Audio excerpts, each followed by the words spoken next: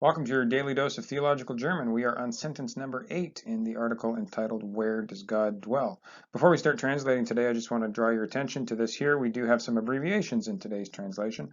These ones are fairly common, but you can always look up abbreviations in your dictionary to see what the expanded German words are that are being abbreviated, and then you may have to look up what those German words are. This one's pretty straightforward, though. Here we have a century.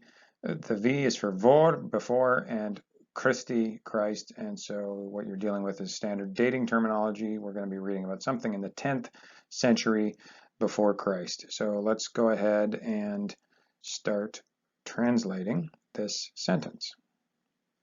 The inauguration of the Solomonic Temple. Now here's your main verb, ist, and you will also notice that at the end of the sentence you have this zu construction.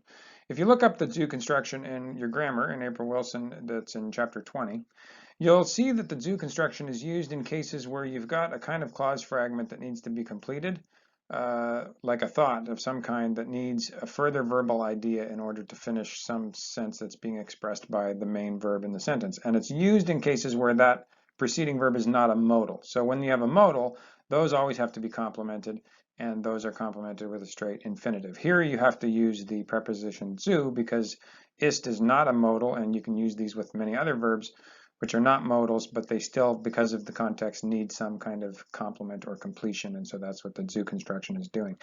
When you have a zu construction with the verb sein, however, it's far less intuitive what you're going to do with it because that's not one that we typically do in English. Now, many of the zu constructions in German have parallels in English with our own use of the infinitive form and the preposition to.